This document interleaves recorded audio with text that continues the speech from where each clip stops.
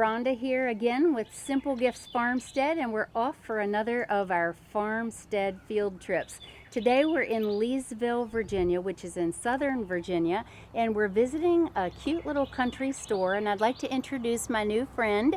And Kyle Goldsmith is going to give us a tour of his store and introduce us to some things that I think that you're going to enjoy. Well, thank you. It's such a pleasure. It's wonderful to have you all here in downtown Leesville, Virginia. I am a goldsmith, but my family is Carter on my mother's side. And where you're standing here in Leesville, Virginia, the Carters came in sometime in the mid-1800s. And before that, Leesville was developed and named after the Lee namesake in around 1798 or so, 1800. So the building here behind me is built in about 1800. Lewis Crawford Carter, L.C. Carter, came and decided to buy and start a business here. My grandfather ran the store from 1879 until about 1916 when he was coming across the field back here from the house. Unfortunately, he died from a massive heart attack. And his son, which was Charles Lewis Carter, CL, they went from LC to CL. It eventually became CP because after my grandfather, my uncle assumed ownership after he and his brother spent a tour in World War II in the Pacific. And I'll show you their uniforms in the back. And he took over in 1961. Uncle Kelvin passed suddenly in 2008. And then through the family, they ended up selling it off in 2011. I told my dad several times, I said, you know, Dad, I'm not sure why, but I've always had this fascination with the store and for the legacy. I've been a history buff, and I'd like to find some way for us to continue it on. He said, you know, I think you're right, son. We need to get the store back in the family. And that year in 2019, he bought the store, and I was still doing some things. I said, well, what are you going to do with it now, Dad? He said, well, I thought I'd have you run it. In 1930, we became our first Gulf Oil station. We got our certificate from Gulf Oil, started selling fuel there, and and just about a year ago, I stopped selling fuel, mostly because the regulations have gotten really tight, and it's only a little bit of gas and fuel, but we built up our clientele to where we're surviving off more than just the fuel, and we're able to get away from that. So.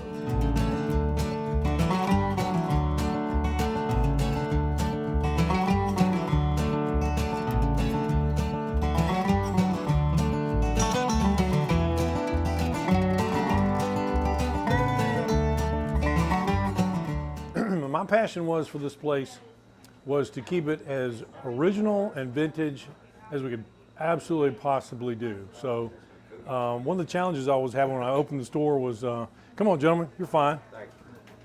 One of my challenges was, if you might take a look at this old floor, I was concerned about exactly what I need to do with it before we opened up. How much cleaning needed to be done? Do I need to polish, sand it, clean it, whatever? And after I talked to my fourth flooring company, finally got the answer I wanted, and that was, man, just sweep it and vacuum it and leave it alone. And that was music to my ears because I didn't want to change pretty much anything that I could. So the shelving's all the same. We've done a little bit of cosmetics here and there, but nothing you would ever know.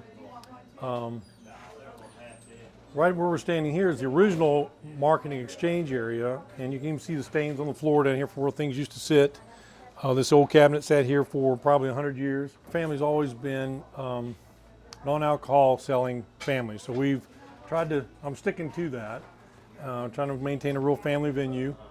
So we've gotten into the marketing piece and developed things like our mugs. I've got the hat that I've got on, trying to have some memorabilia and some souvenirs when you come in.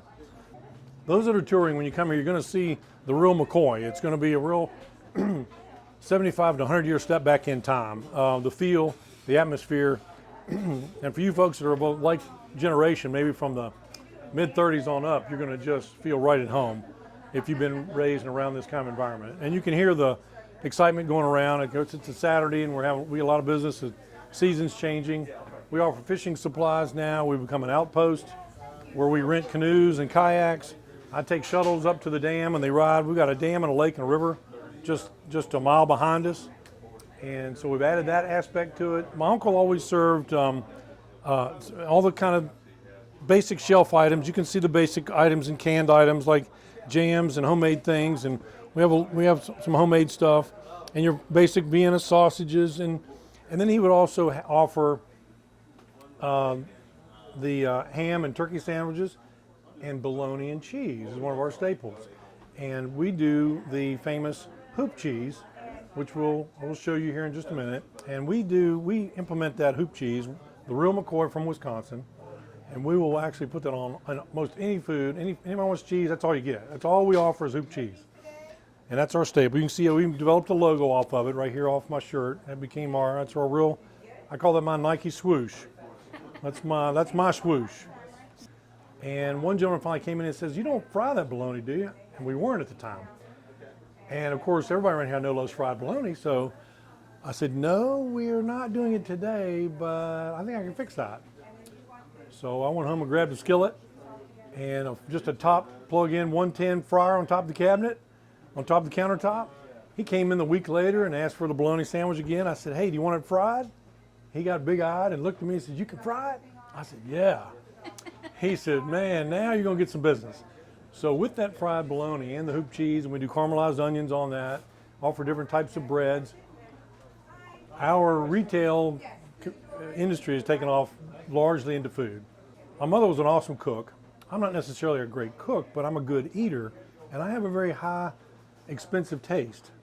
So my pet peeve was, okay, if we're going to serve food, it's going to be good.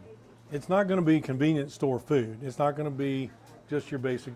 So one of our first dishes we offered to the general public, and we got a crowd out of it. And we haven't done this for a while, but things like this, we did ribeye steak strips with caramelized onions and roasted red peppers and shrimp on a toasted roll, on a pretzel roll. And it was packed here. So we try to offer those kinds of things. Other than that, our staples are, we do breakfast all day. We just introduced Belgian waffles, all the fixings. So I just want to, that's a real feature. When people come to visit us, know it's a great destination, and you can count on there being good food. We make our own. All the stuff here we make our own. All of our hot dog chili, chicken salad, all of our dishes are all made on our own. We make our own biscuits. So we're really proud of that. And so just rest assured you're going to be fine with whatever food you want. With some of the antiques and the things here, at first I was offering to sell those as an antique dealer, but then, it dawned on me, when I sell that, it's gone. Yes. And you can't replace it for anything reasonable. So I decided if I can survive off of selling other things, I want to hang on to what antiques I've got that go back in my family possibly 100 years or more.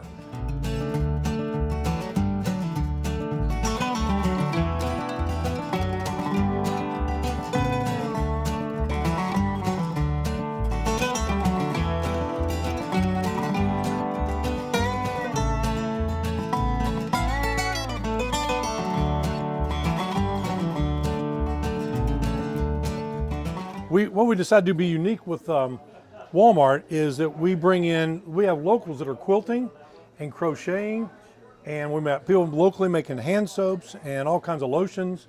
So we've got you get a real flair for the local people here, just like when you go to any territory, any destination. You want to get a feel for what's out there. I don't know if you're like me, but I just got back from Nashville, and you go down to certain parts of every town in America, you don't know what town you're in.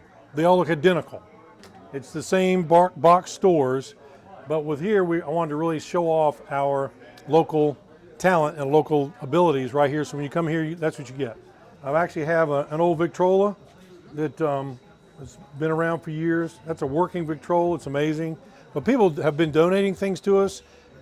As I had another couple from Roanoke in here a few weeks ago, they were walking around, and all of a sudden, it was kind of quiet, and all of a sudden I hear this gentleman say, "This is not a country store, this is a museum."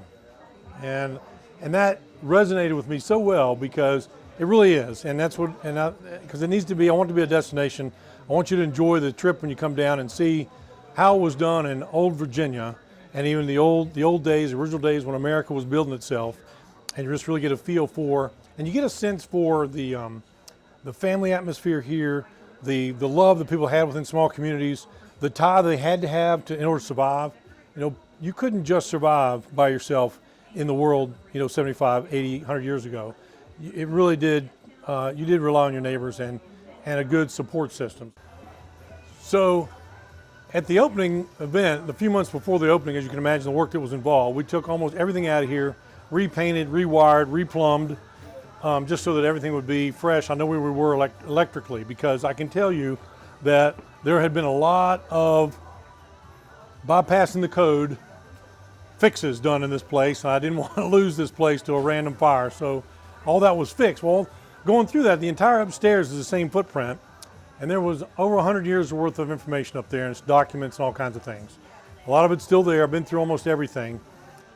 But a couple of things I knew were up there, but I wanted to preserve are my two uncles' World War II uniforms. And they both served in the Pacific. One of them was there a couple years ahead of the other one. And they used to sleep upstairs during the Great Depression to protect the store as security. And there's an old box spring up there, an old mattress that still was up there. But that's what these are here for. You can see the mothballs. But they're just hanging unprotected and not being cared for.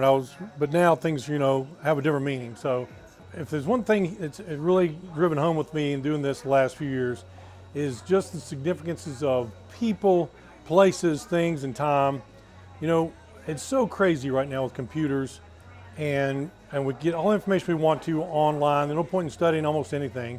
And of course, we're trying to rewrite history now, because it's just not convenient or whatever, and it is what it is, and we can learn from it. So we take it from a very positive perspective. There's a lot of great positiveness in our history also, and so we choose to edify that stuff, and let people know, this is our foundation. It's where we're from. It's who we are, and who knows what it would have been if we hadn't had this. Other aspect of what we try to present here is a very family atmosphere, and so I get that response all the time. That we love coming here, bringing our family here, because we can count on the environment with our kids, with our family, and it's just very wholesome feeling. So we like to play uplifting music. We're big into bluegrass and country. Once in a while, I like an old Southern rock stuff too. So don't get me wrong, I'm not a prude. I was raised in the '70s, so I got some soul. So Free Bird, there you go. Little Boston, little Doobie Brothers, so.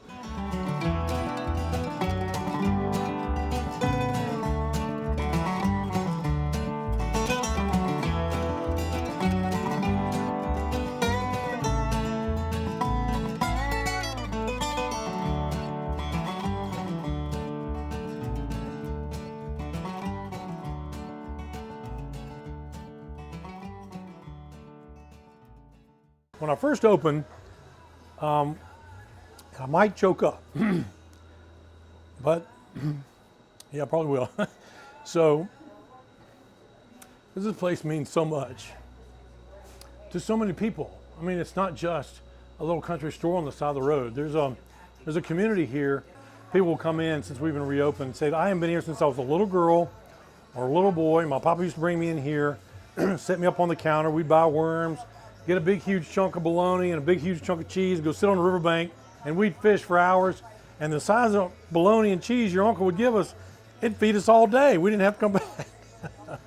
So one guy came in here and he stopped in the doorway and looked around, and he kind of did like what I'm doing right now. He hadn't been here in 45 years, but it brought back such strong memories for him that he had to walk out. And this is a guy who was kind of like the rugged John Wayne guy. And I saw him out there just wiping his eyes. He was so pleased to be back home. So, so that's been my heart. We're not making a killing here. I mean, I'll probably be better off if I classified ourselves as a nonprofit. But the ministry that's going on here and the benefit to the people and the community it's more of a blessing to me from that standpoint than it is at any other standpoint.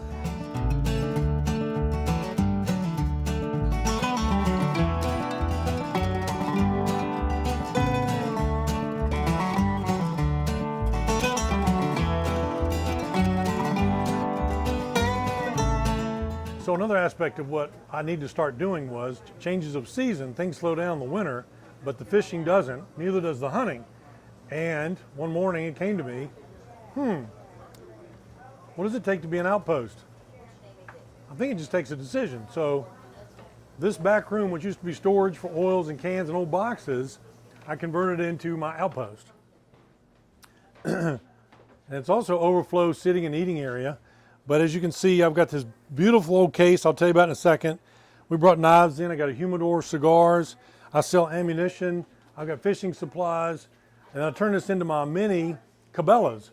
So I got several of my deer mounts, and other people, I just started promoting that I wanted some deer mounts, and I asked for some volunteers to come in if they need a place to display what they've got. And stuff started coming out of the woodwork.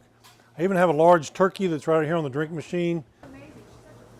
So just to, you might have seen some of the others too as you walk around the store, other deer mounts. So just trying to get, that's a field, it's a big hunting area, big at home. We put the old barnwood siding inside here.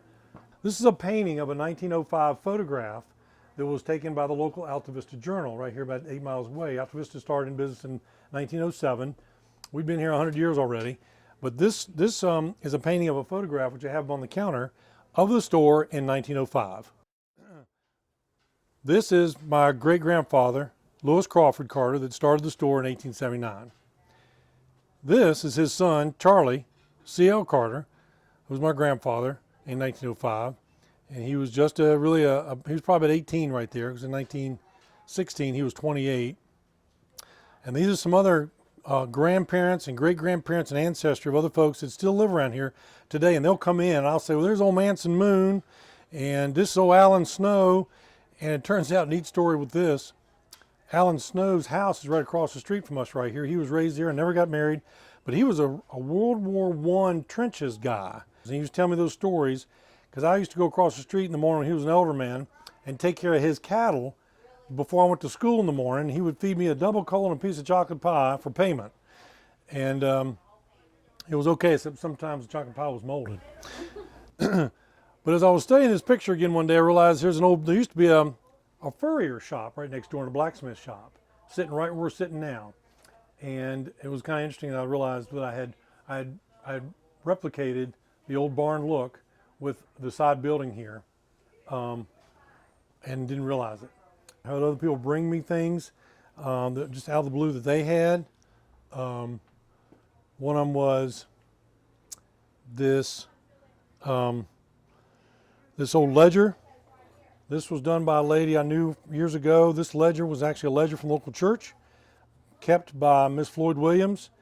And it started, if I'm not mistaken, it started back in the 40s, early dates, and it was just keeping track of it. It started on February 10th, 1943. It was called the Leesville Society of Christian Service. And this is amazing, where she kept record of all their meetings all the way through the entire 1900s. And then this is my dad right here, who's a phenomenal career in life. And my mother and Kelvin were brother and sister. This is my wife's parents. And she's still living, but all the rest of these three are passed. This is, of course, my mother's father, my uncle's father. That's Charlie. That picture was taken on the front porch of the store. You can still see the old door and the shutter. And he's got a nice cigar in his hand. And that was in 1946. You can see he was a pretty tough codger.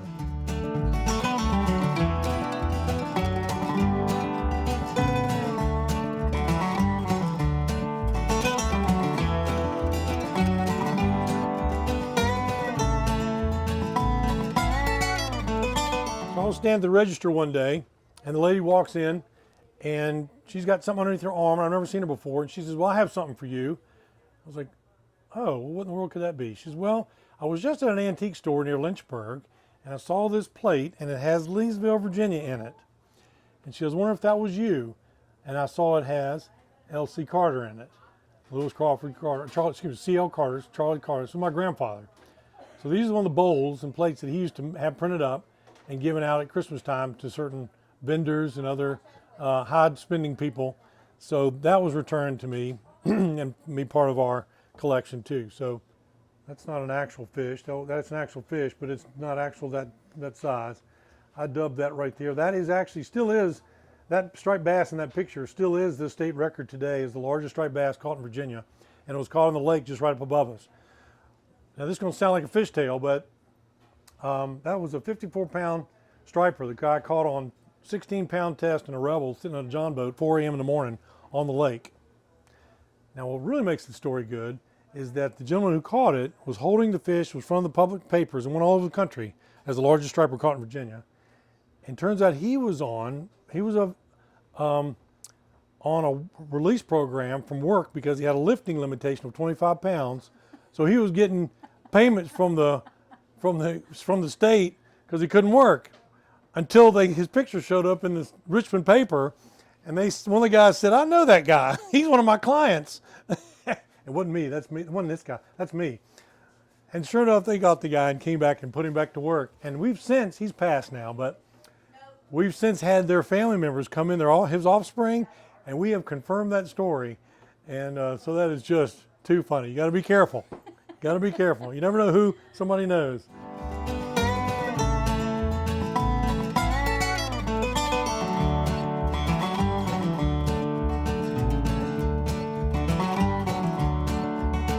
Stores like this one around the country played a significant role in the evolution and development and survival of communities around America. Their communities today have evolved, but people developed communities out of the need of help for each other and for survival. And times were amazingly hard to compare to today. Back in the day, when you had to provide your own meat, your own vegetables, your own eggs, your own whatever you needed, you had to pretty much in this rural area out here, you had to have a source of either raising yourself, or you were bartering with a neighbor, or you were fortunate enough to have an old country store or general store like Carter's General Store in your community. The drawback for the store is that usually it was going to be maybe somewhere up as far as a 7-mile walk from home. My grandfather and my uncle and my great-grandfather were actually able to bring in the goods and services that everybody's getting off Amazon today. It was brought to them on the back of a truck, but he brought them in here so people kind of get to them close by. Everything from your dungarees, not to mention not your chicken eggs, but your bologna meats, your ham, your deodorant, your toothpaste, anything you can possibly imagine in your house right now. We were the Walmart. So most people in rural areas in America, there was not a lot of cash flow, but goods cost what they cost. So one of the assets that I can tell you about for Carter's store here is that my ancestry worked with the local clientele, the local people on their cash flow. That was probably one of the greatest assets that they provided. So he would help them in establishing a line of credit, but he would use a barter system, and so it wasn't just on a piece of paper. We have aluminum coins and dollars and bills that were made and used to exchange. So we helped families do that for many, many years. And then after that, my uncle started just offering credit. And he knew that every month, these people were good for it, good, solid people, just a cash flow issue with some of the basics they needed. So he would keep a ledger and keep credit for people on the books. That's an amazing thing to do for somebody. But you get to know people and it's a personal relationship. So there was a way you could hold people accountable, and you would say, Betty, your nephew John he's behind now 2 months. And she'd say, Mr. Carter, I'll take care of him. So within a day or two, he'd be down and paid in full. Now what happened behind the scenes, we don't know, but debts would get settled. My family, to their credit, and it built a name for us. I felt like growing up as a kid, when people would mention the name Carter, if they knew I was part of the Carter family, I was immediately elevated to a level of respect that I didn't really understand. But I felt it and I sensed it. And later, I put the pieces together and I started realizing that my ancestors had done such a phenomenal job of balancing a good name and helping people and not being too greedy to the point to where everybody wasn't winning. So that's how the Carters have really done that here in the Leesville community. And people have told me, your grandfather, your uncle, they literally saved my life, my family's life, because they worked with me on food and supplies that I had to have for my family.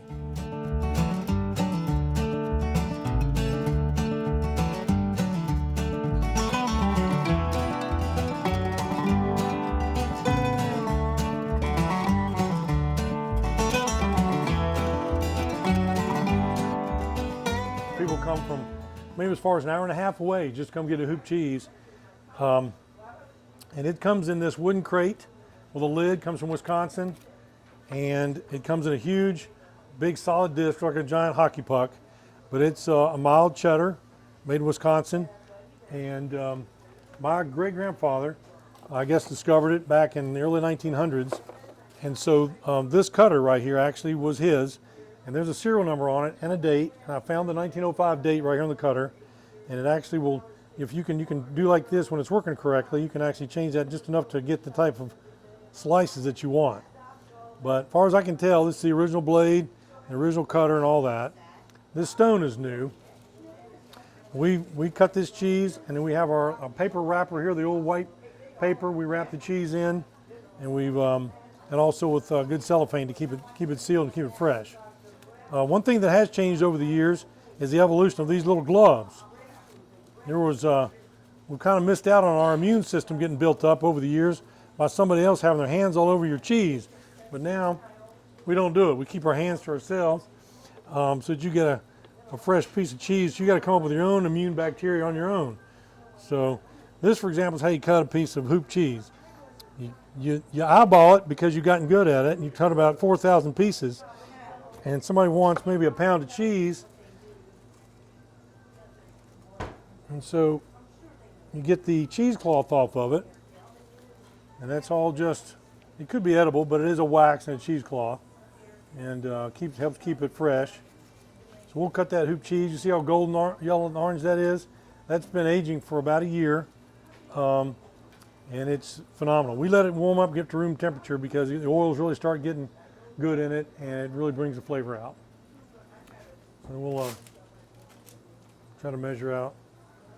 See, pound 5. I missed it by 5/10, 5/100. So that's how we cut our hoop cheese. So I'm gonna let you have a piece of that and let you all try that cheese. Kathy, do you have our little cheese knife somewhere? Sir, I do.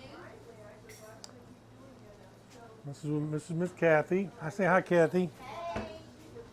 Kathy is she's our last historian around here who actually knows every single person within about 100 miles of where we're standing. It's amazing. I'll let you try.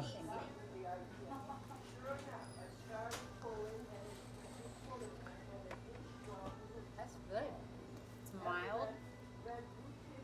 Flavor. Nice. Got a nice flavor. So that goes into all of our bologna and cheese sandwiches, goes into our steak and hoop cheese sandwich. It goes into our own, version our own macaroni and hoop cheese. We do a grilled cheese with it. We do our grilled cheese deluxe, which is grilled cheese and bacon and a special jam that goes on top of that. And then we top it off with a balsamic vinaigrette, balsamic reduction. So those are some other specialties we have. So there's our hoop cheese cutter and our attraction to our famous hoop cheese piece. So there you have it. Now let's fix you a bologna and cheese sandwich. Famous. Do you like onions too, or you want without? No onions? No onions. Now technically you're supposed to have mayonnaise and mustard on this, but if you don't care for that, that's fine too. I like ketchup. Ketchup. Okay, 3,000 sandwiches later and I haven't heard ketchup and bologna. No, I'm just kidding.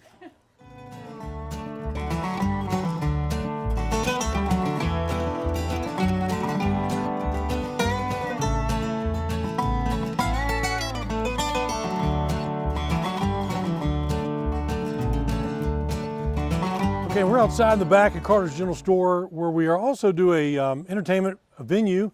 We have, like many places, we've established an outside eating area, and we have a fire pit. You know, it's springtime. We're just still coming of age here, coming out of the hibernation, so we'll get that cleaned up. Picnic tables, plenty of lot and parking back here. The old home place is back behind us there. Again, that was built in 1795, actually. So we do cruise-ins here and load the lot full of cars. There was just a Porsche club here a little bit ago. A lot of the old classics in the area that come out, and just amazing some of the hardware that's in the area. Well, bluegrass bands set up, and I'll do a fish fry out here underneath the tent. And then on the stage here, which I had built when we first opened up and covered area, it's also a picnic area, and it's not set up at the moment, but bands will sit here and play. We've had folks from Nashville here and all around the area. Had a family out of Roanoke that are bluegrass pickers. A couple young boys, the Young brothers, they were just amazing last year.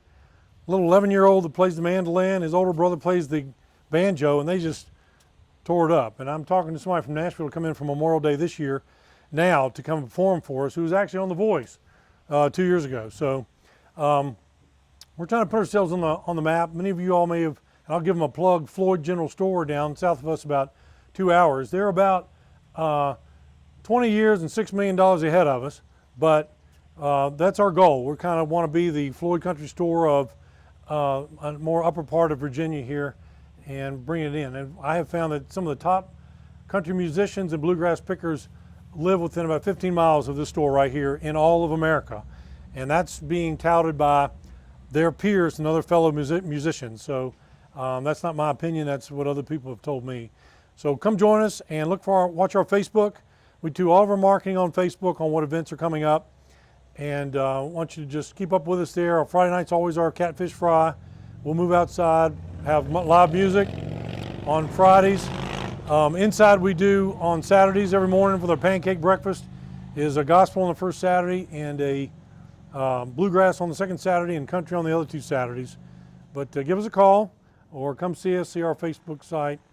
And also we have a website also at carterstoreva.com.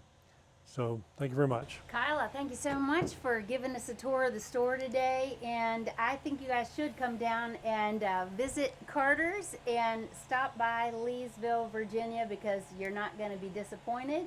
And I'll let you know how that bologna sandwich turns out here in just a few minutes. But maybe you'll see us next time at the Floyd Country Store as well. Oh. But I hope that you guys become everything and then some. And Amen. maybe we'll be back for some of that country music. Let's see. Thank you very much.